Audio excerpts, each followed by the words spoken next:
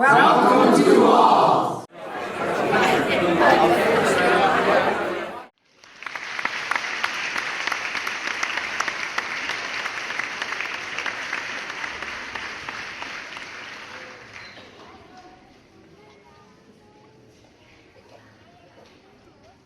All right, I'm Judy from the Association of Lifelong Learners, and I'm here with Andy Blinder, and I'm going to let Andy take over. Well, Go ahead, thank Andy. thank you very much, Judy. Welcome to those of you that are listening and can be seen, and those of you that can't be seen.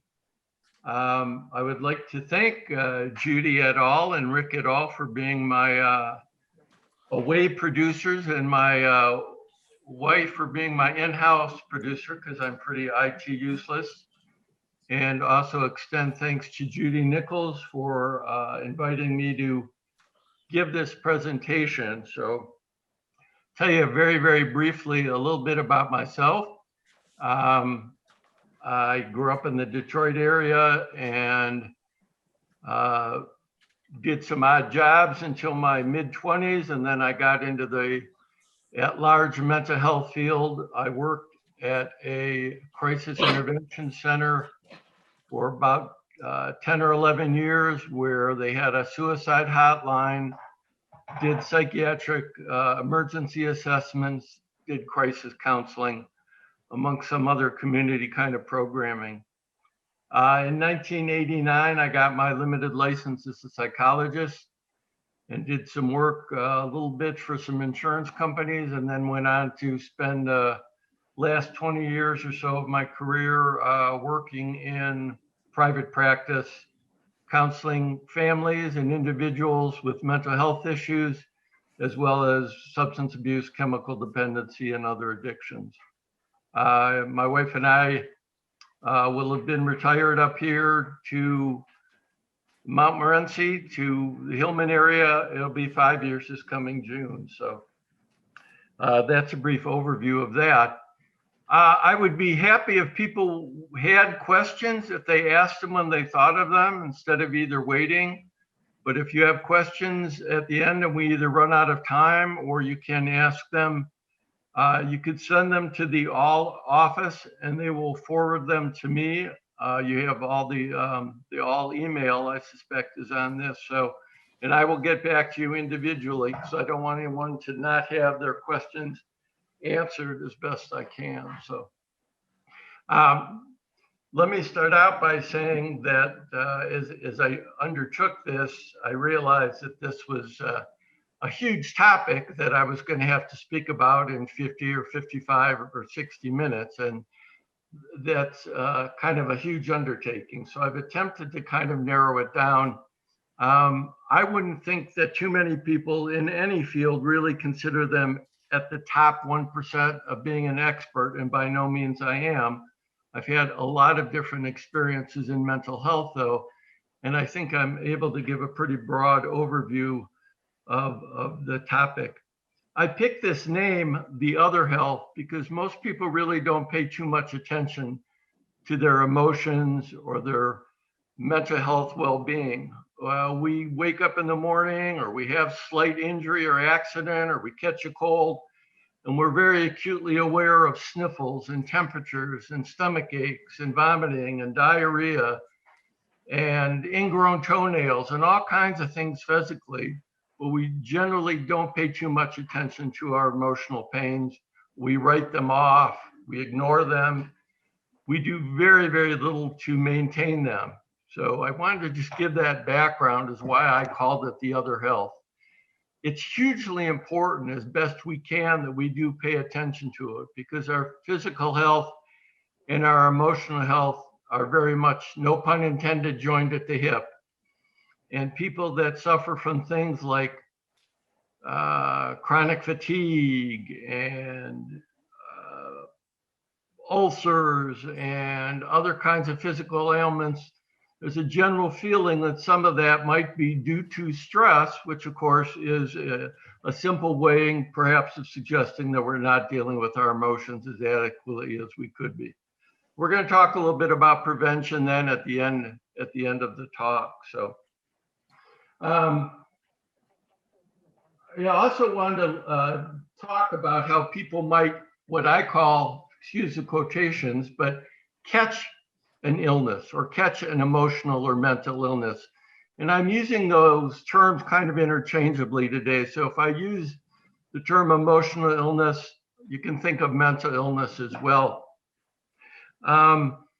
Some studies will suggest that people are genetically predisposed.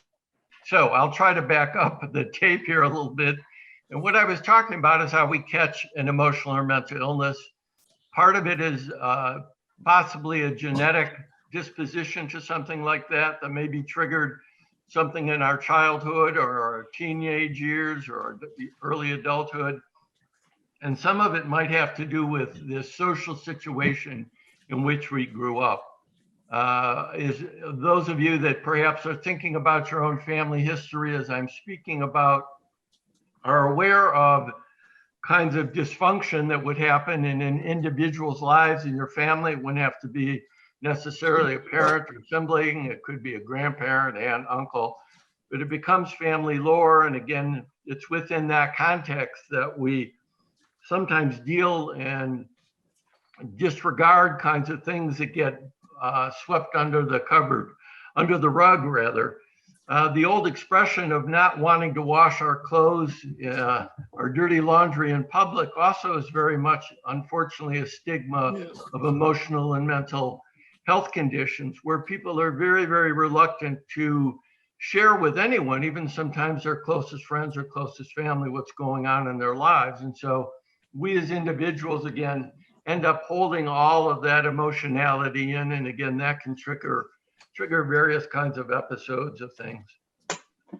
When we're a kid, a toddler, I kind of like to think as our primary feelings of really only kind of like the primary colors, only really being about four emotions: sad, happy, angry, and afraid. And as we get older and different social situations that we're experiencing, again, within our family, interacting with our siblings, interacting with our parents, depending on how our parents are as disciplinarians often, how much nurturing and love and attention we get, those feelings get more and more complicated. And then, of course, as we go to school and we start to interact with our peers, these relationships become even more and more dynamic. I will say that I can speak for my own life, of course, and I think most of you could probably reflect. I would say the most complicated developmental time that we go through as human beings is probably what we sometimes call or reference in the sociological world as young adults. I usually think of those years as being about 12 years old, even up to as old as 25 years old. And it's in that period of time that you're really getting your main identity down. You're figuring out things about your values, politics, religion, friendships. You're starting to deal with your own sexuality. You're starting to deal with your independence from your parents. You're starting to develop your own confidence and psychological speak, your own ego strengths, your own interests, your own sense of where you feel. So that experience of defining your own values is a really, really significant time in a person's life. More often than not, and this isn't necessarily good or bad, we often end up taking on the same value system that was within our household. If you again think about your own families, the people that have really broken off in a big way, and I don't mean necessarily broken off in a bad context, but are not within that value system, doesn't mean again that they're good or bad people, but that's rather not the norm. Most people stay within their own family's value system, again, whether that's about economics or religion or other kinds of things like that. So I'm just giving you some background developmentally how that might go. So all of a sudden we're an adult, we're 18, 21, 25 years old, and somehow we have developed, and this is very significant for all of us, whether we're aware of it, how we do this or not, because some of this is unconscious, is we have now developed coping skills. This is how we interact really every moment, every day. So I wake up and do I want to hit the snooze alarm, or do I want to get out of bed? Do I want to go feed the cat that's lying on my stomach? Or do I want to read a book and turn on the TV? Do I want to get up and hurry up and get to work, or do I want to be late this morning? There's hundreds and hundreds of decisions that we're going through. And as we're interacting, that's just with myself in the first 5 minutes I've woken up. As our day goes on, we're facing all kinds of decisions at any given moment. And how we deal with that is how we cope. Oh, some of that's fun. Am I going to have a piece of cherry pie for dessert, or am I going to have a banana split? So all these kinds of decisions and coping things are not always a negative. It's just how you plod along through your day. And again, as your day becomes more complex and you're going to school and getting a career and getting education and getting in relationships, you can see how that spirals into larger and larger kinds of things where we have to make decisions and significantly how to cope. So going back to how do we catch an illness would be when one of those things that we're hopeful for, that we're coping for, that we're striving for becomes disrupted, we then are dealing with some of those negative kinds of feelings. Sadness, anger, depression, anxiety, worry, and we can go on with some of those terms where guilt, where we're not sure how things are going to turn out, or if they turn out the way we want, or sometimes even if we're going to survive. So when people get to a point where they can't move through one of these kinds of issues, whether it's something about themselves or within a relationship, they might fall into what I'm going to call a crisis mode. Now, sort of the good news about crisis, as odd as that may seem, is that generally, when there is a crisis in somebody's life, and there's often some precipitating event to that, the studies suggest that those emotions that are in disequilibrium tend to go away after about a couple months.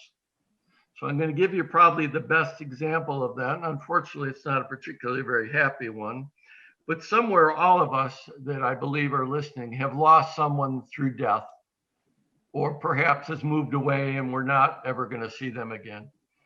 And as heartbreaking as that is initially, in those first couple of days, in that first week, roughly, and this doesn't mean their memory's gone, or we don't think about them, or we don't care for them and love them wherever we think of them in the universe, roughly after about 2 months, we're back at work and we're back at doing the things we've been doing before they were gone. So that's an example of someone's equilibrium returning without any kind of intervention. When people cannot deal with some kind of problem, and they begin to lose more of their functioning, and their coping abilities are no longer working, this is when they might fall under the heading of having caught an emotional or mental health diagnosis. So for a moment, I'm going to give you a little education about mental health diagnosis. For those that you might be aware, every time you go to a doctor of any kind, for them to get paid, they have to write up a numeric code. And the big book of numeric medical codes is in a book called an ICD-9. And every medical code you could possibly imagine, from probably losing your hair to, as I said earlier, ingrown toenail, where you're saying of someone that's going to get paid under insurance, has to write out that code.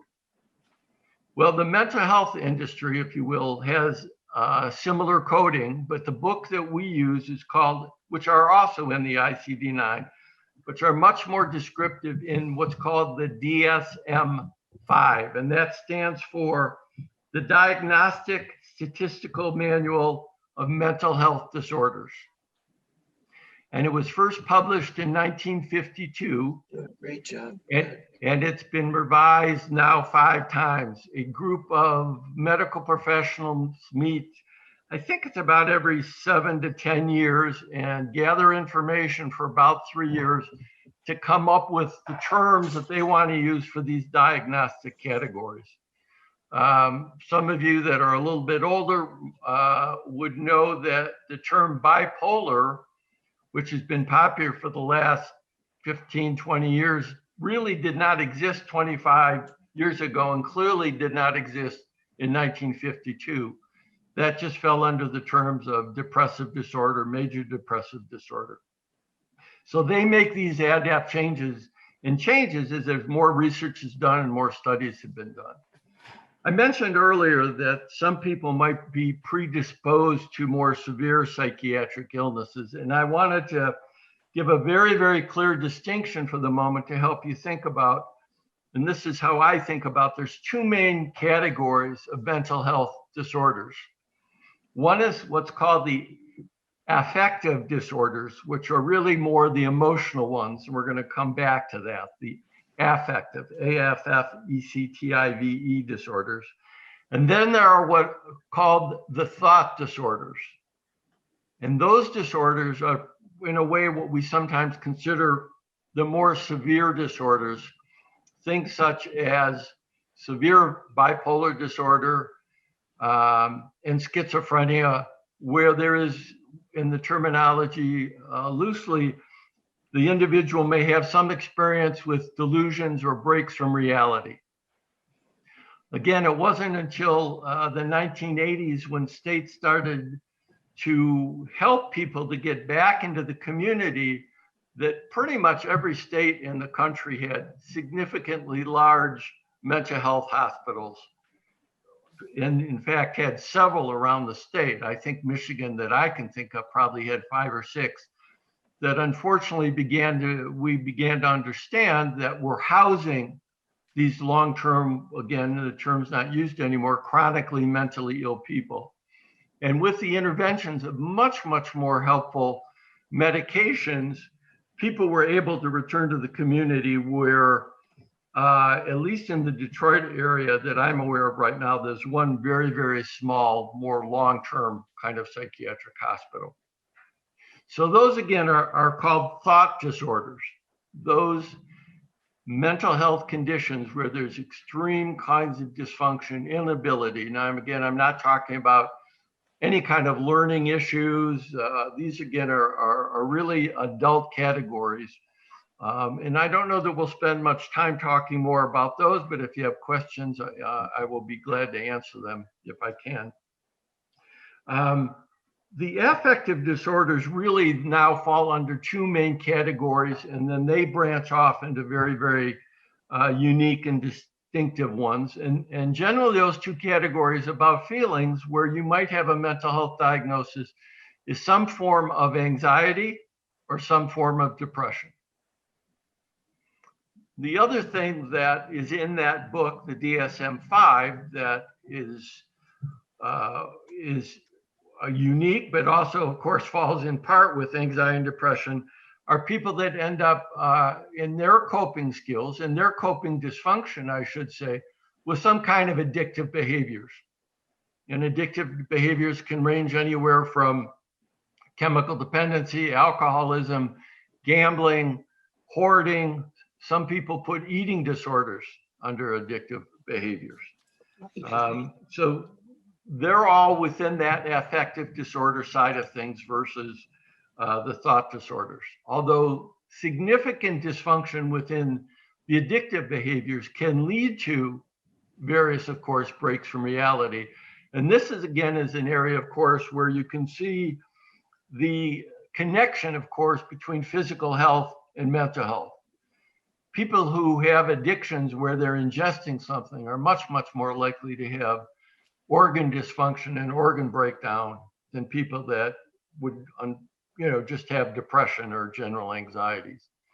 So things that fall under the anxiety disorder would be things like agoraphobia, some of the other kinds of fears that phobias, any kind of phobias that would people hear about, some general anxieties that don't necessarily lead to diagnosis are things that people are generally fearful of: public speaking, fear of flying, fear of heights, those kinds of things. But again, those generally we're able to cope with by either pushing ourselves through them or avoiding.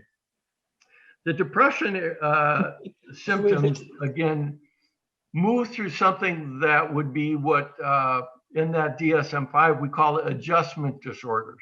These are, again, short-term things. So I go into work one day, and whether I'm aware of it or not, if I've been paying attention or not, or I walk in and my boss says, "You're fired." And I've been working at this place for 18 years, and I didn't see this coming. And I got to go home and deal with my family and deal with not having any money. And I very likely cannot cope with this. And so I go see a counselor, and they give me the diagnosis of adjustment disorder with depressed mood. And I'm lethargic, and I'm crying, and I can't get my act together. And through the counseling and what other things that might benefit me, I again begin to find my way in a relatively short period of time. And I get back to finding some coping so I can get through each day and begin to find a job and begin to support my family. So in this diagnostic category, one of the, if you will, lesser diagnoses are called adjustment disorders. And it's a fairly common one when people enter treatment for the first time. So I'm going to again go off on a tangent just for a moment. If any of you are curious, have or have not, oftentimes when you go to see a counselor for the first time, one of the things that they do is interview you. And that's often a longer meeting than just an hour. And what we call that in the business is a psychosocial history, where we gather information about who you are. And again, very importantly, sometimes your background, education, very importantly, your family history and the dynamics within that. And so that's called the psychosocial history. I also wanted to go off on another real quick tangent, educate those people that may not be aware of the people that provide mental health services. And I'm going to kind of work down from a hierarchy of really length of education. So the medical doctors who have gone through their 8 years of medical school and probably 4 more years of internships and residency in psychiatry are in fact psychiatrists. And I believe there's a couple other states, Michigan just recently being last 10 years, allowed for psychologists, I'll get to that in a minute, to write prescriptions, but it's 95% of prescription medications for psychiatric disorders are written by psychiatrists. And I suspect PAs can do that now as well. Excuse me. Psychiatrists generally do not do what we call talk therapy or counseling in the way that we typically in a kind of day-to-day conversation talk about counseling or therapy. Mostly they do psychiatric evaluations to find or see if medication will be helpful. That's pretty true in most standard clinic operations. Part of that is there's not enough psychiatrists to go around. Part of that is what their interests are, and that's what they study to do, is to help how the brain functions utilizing chemical or chemo interventions. The next level, education-wise, of people that treat mental health and emotional disorders are PhD psychologists. They're individuals that have gone on and gotten their doctorate in psychology. And underneath that is probably about a half a dozen various master's level people who have gotten degrees relative to some form of counseling. And that's a degree, my degree is a master's level in psychology. People are very familiar with social workers, limited licensed practical counselors, and there's a few more categories again of master's people who provide those services. So, so getting back for a moment to the diagnostic categories,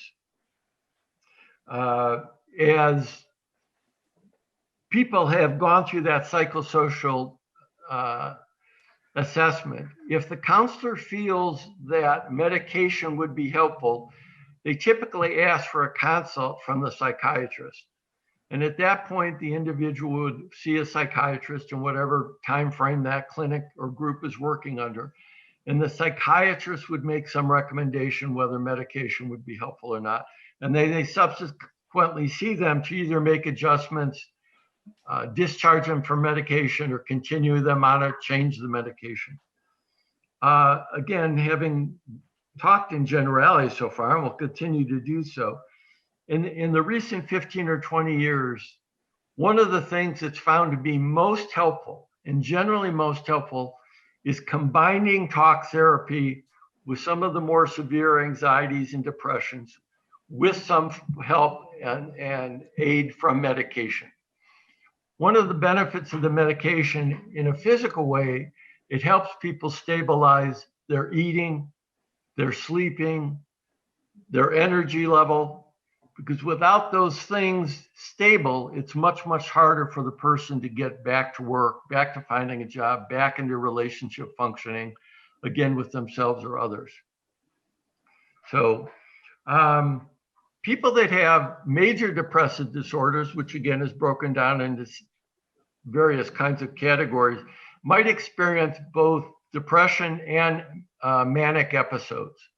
When they talk about bipolar, part of what that term, what used to be again called manic depressive disorder, some people would experience only manic episodes periodically, some people would experience only depressive episodes, and some people would experience either or both, of course, at various times.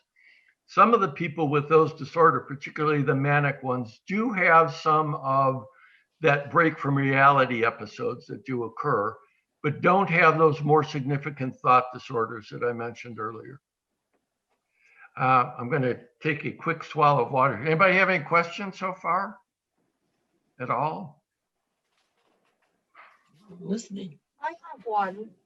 All right, I'm going to try and hear you, Kyle. Okay, so people with borderline personality disorder, what does that fall under? Is that a thought disorder or an affective disorder? And the part I missed, of course, was the critical part. Did you say character? Borderline Thank you. personality It's disorder. on my list.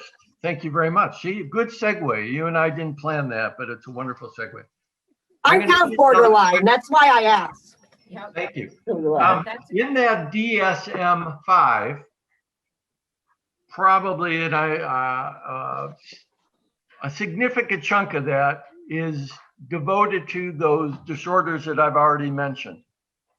And those, when we are doing that psychosocial assessment, write that up under the person's what we call an Axis 1 diagnosis. The Axis 2 diagnoses are what this individual has just brought up, are the character or personality disorders.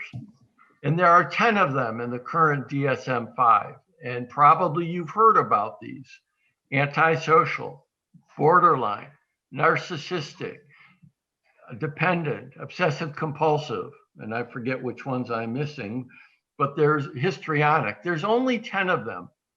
And why these are particularly important is, odd as it may seem, each and every one of us take bits and pieces of those personality disorders, can in their best and healthiest way, those are the source of our coping skills. So if we think about what you might know about narcissism, which I will give you the most basic and simplest definition for us to work with for a moment, is being very, very self-absorbed, grandiose about oneself. When we think about that in a good context, that might mean that I have a good image of myself, a healthy ego. So when I'm being narcissistic as a healthy person, it means I'm able to see through my own limitations, and that I'm equal with everyone else. I'm not better than anyone else, but I feel good about who I am. When I talk about dependent personality, it's critical that we're dependent on other people for things. When I do it too much, that's when it becomes problematic. So there are individuals whose primary problem is their access to diagnosis causes them to be so caught up in that obsessive compulsive or dependency or antisocial that they cannot function within society.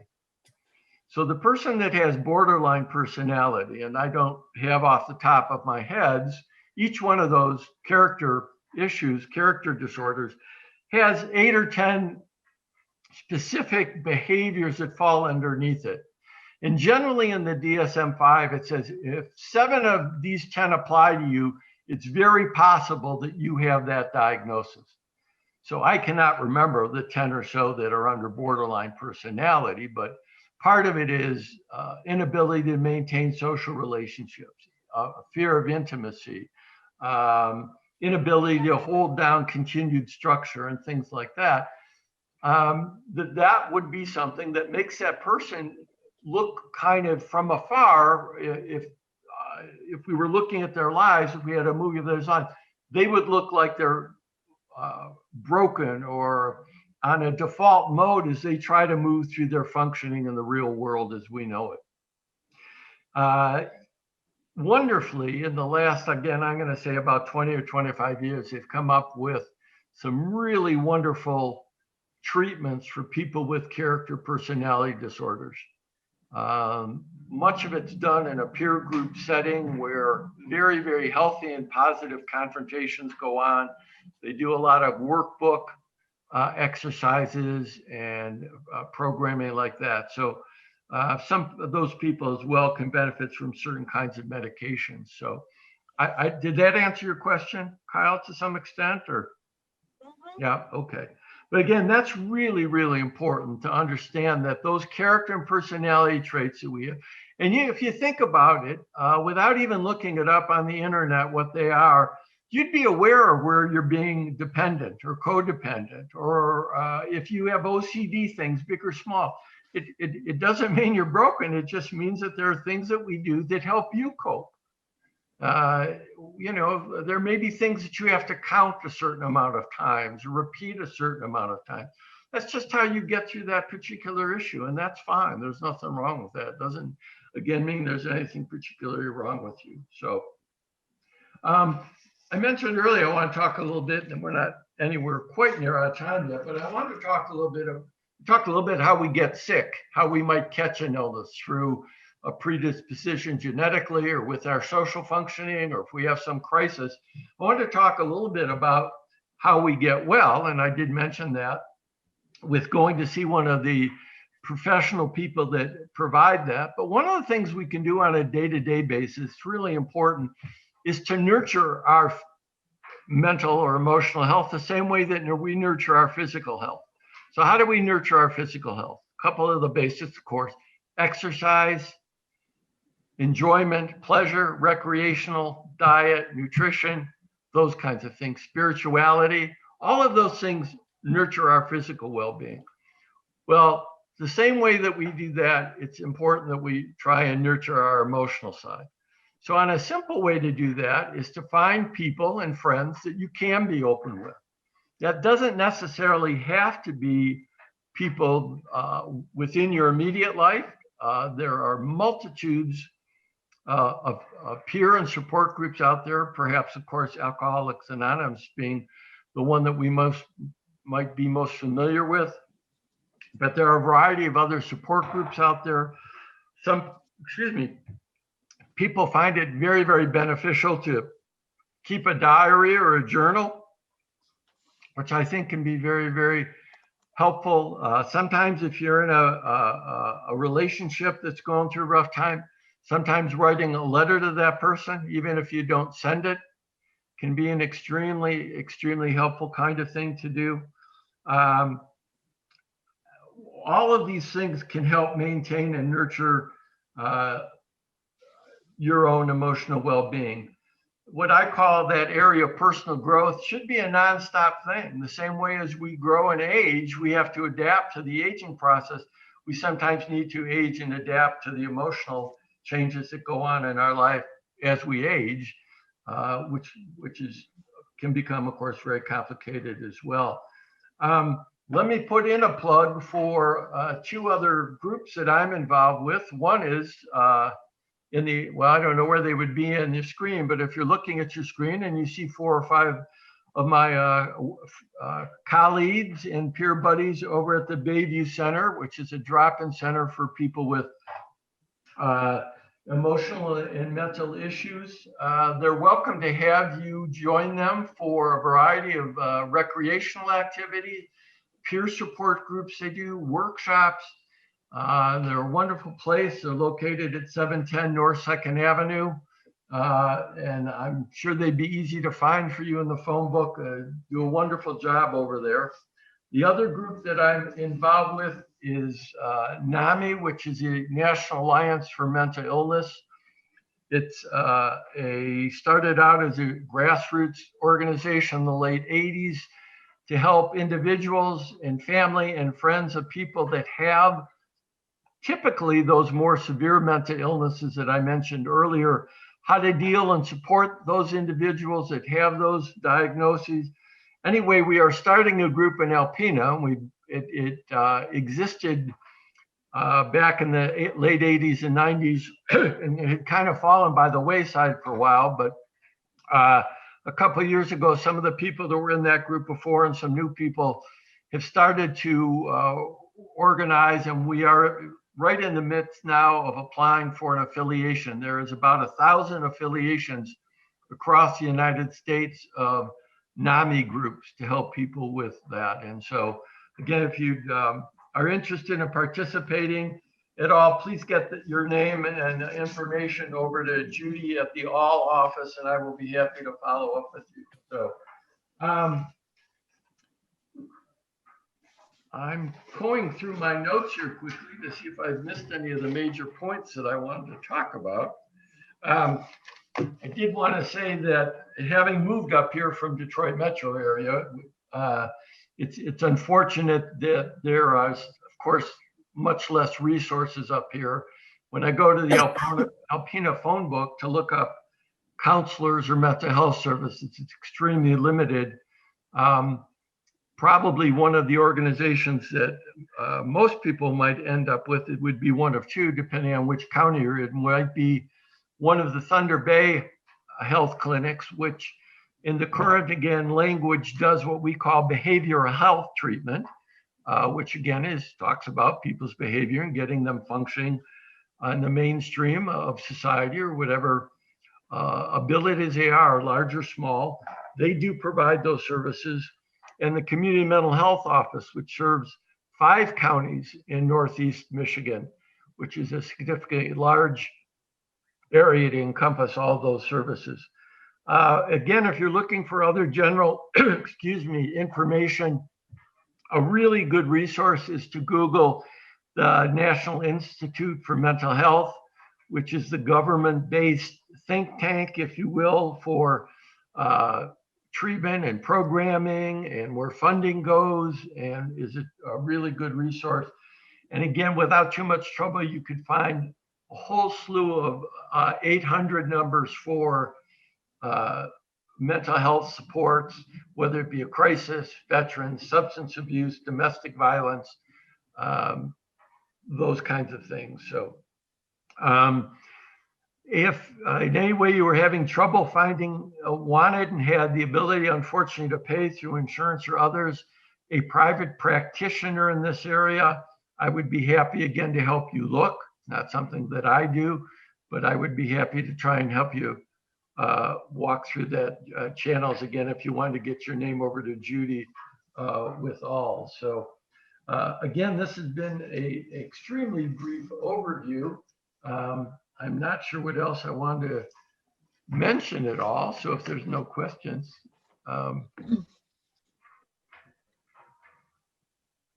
told you I would be either long or short-winded. Yes, Judy, you look like you were going to say something.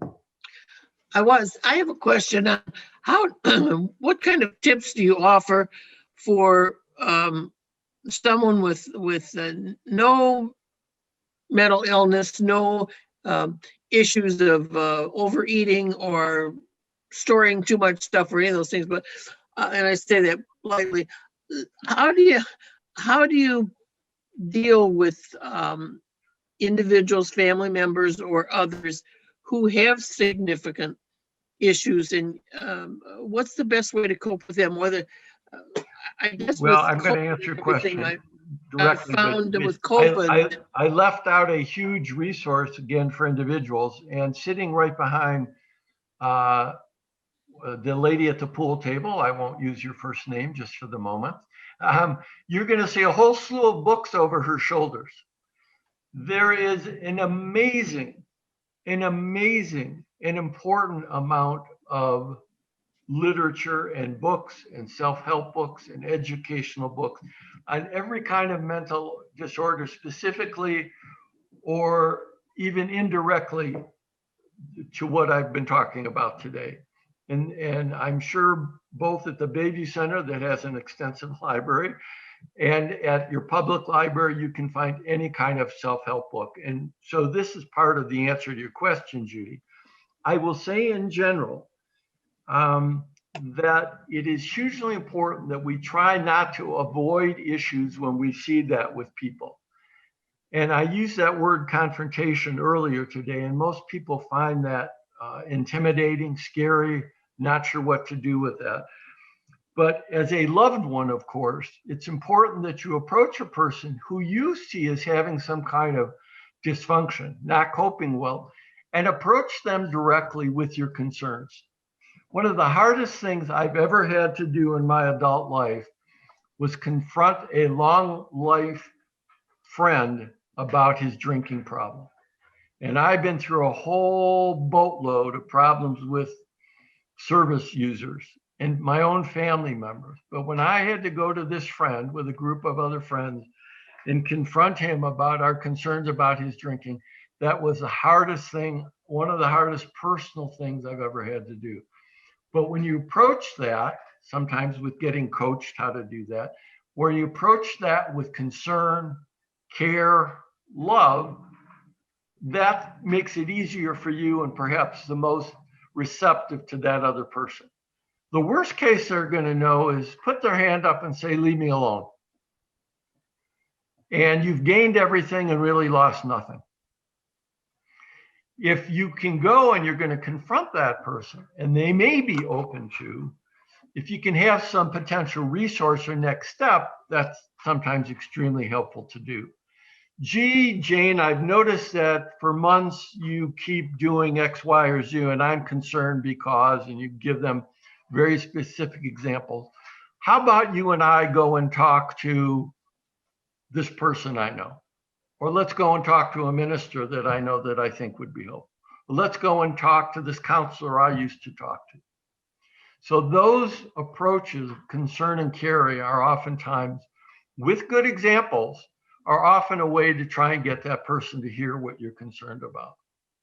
I don't know if that answered your question exactly, but. it answered that question, but I have another one, Sure. even more specific to these times. I don't know whether it's COVID related or just national politics related, but the country seems so divided. What do you suggest for dealing with friendships who are on very different political spectrums, sides of the fence? I don't see taking my friend who I view as terribly wrong to confronting that person and saying, I got somebody I think we should go and talk to. It'll help you see politics the way I see it. Right. How do you deal with that? Yeah. Well, I'm going to answer the COVID aspect of it first. Actually, just because I'm interested, but my undergrad degree happens to be in sociology, which means I kind of look at how people function in societies in the most simple way.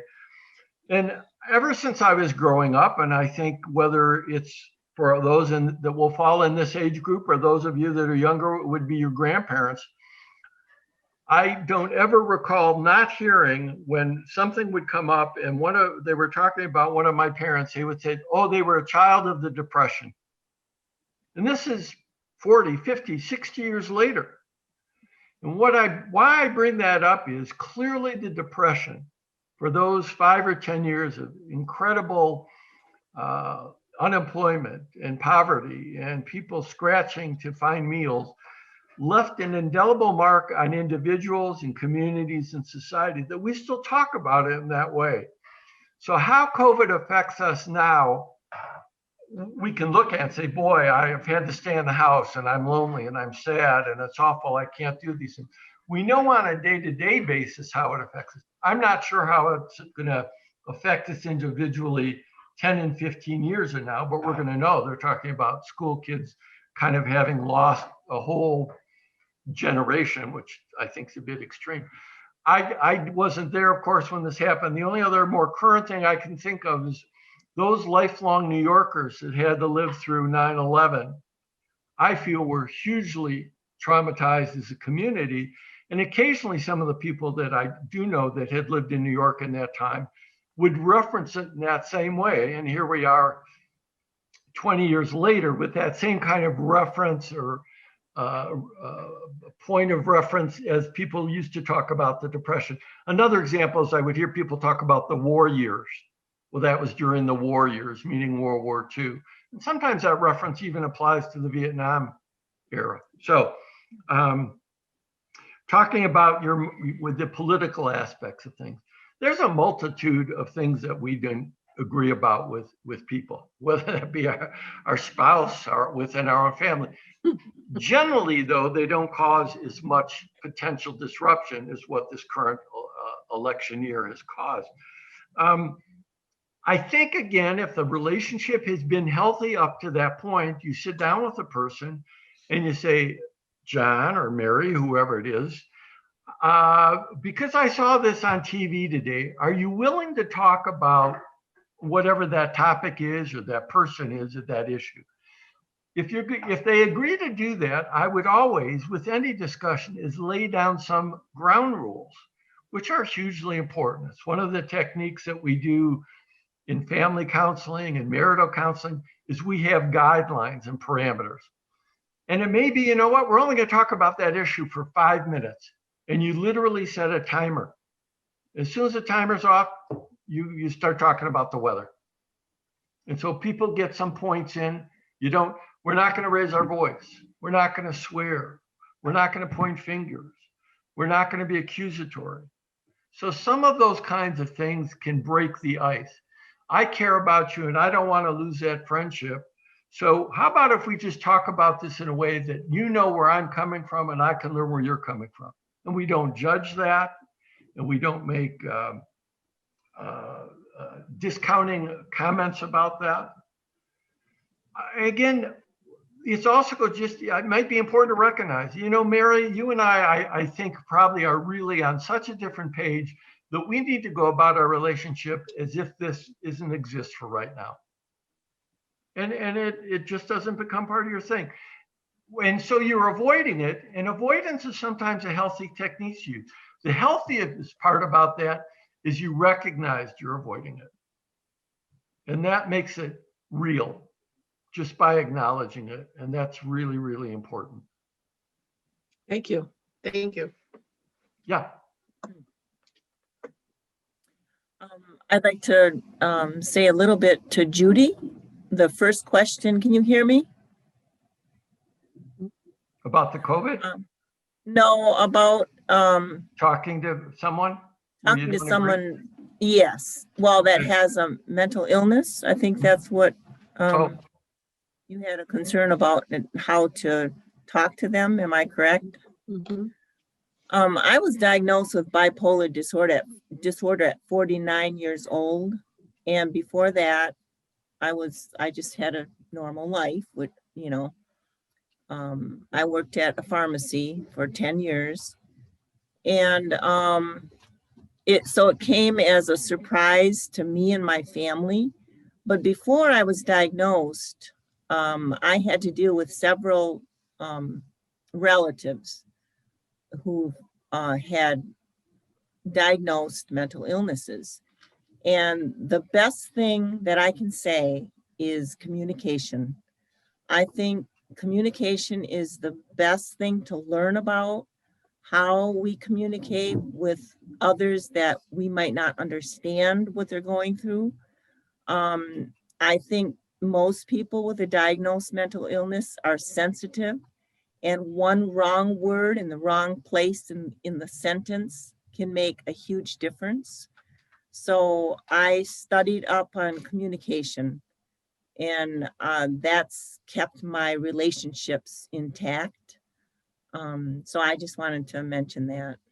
Thank you. Thank you so much for sharing that personal side of things. I think that's wonderfully applicable. You know, when we're literally infants, when we're babies, we experience those same 4 emotions I talked about: fear, happiness, sadness, anger. And we don't express it with words because we don't know any.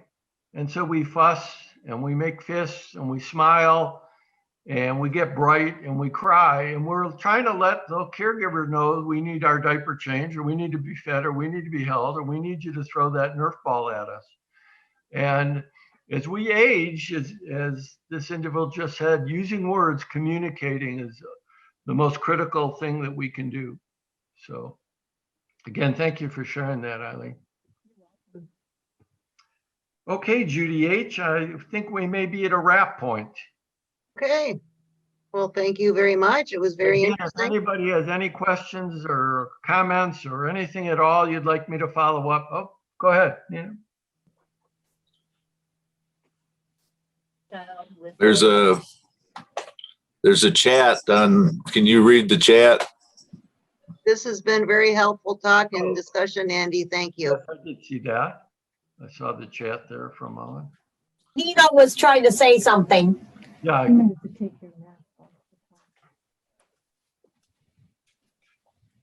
was wondering, I have a child who has a diagnosed mental illness, but he's also developmentally disabled. And I have found that I am afraid of him. And I don't know how to handle the situation to make our communication easier. It's a diagnosed mental illness. well, again, do they have a counselor? No, I think only, see, that's another thing, because of him Yeah, I'm being afraid developmentally delayed. His, I'm not allowed to get any information with any clarity. Yeah. If you're okay with this, because I would hope there's no urgency, because I do happen to know you. Can you and I brainstorm about this when I see you? Yeah. Okay, let's do that. And I will be happy to do that. So. Well, Good thank you, job. Deborah, whoever you are, by the way. You sent me a chat, so thank you. I appreciate that. All right, take care, everyone. Enjoy the nice, unusual weather we're having. Thank Thank you. you. Thank So you, you Andy. enjoy too. All right, take care. Thank you so much. Bye-bye. Yeah, bye. Thank you, Judy. You're Okay, welcome. Educational.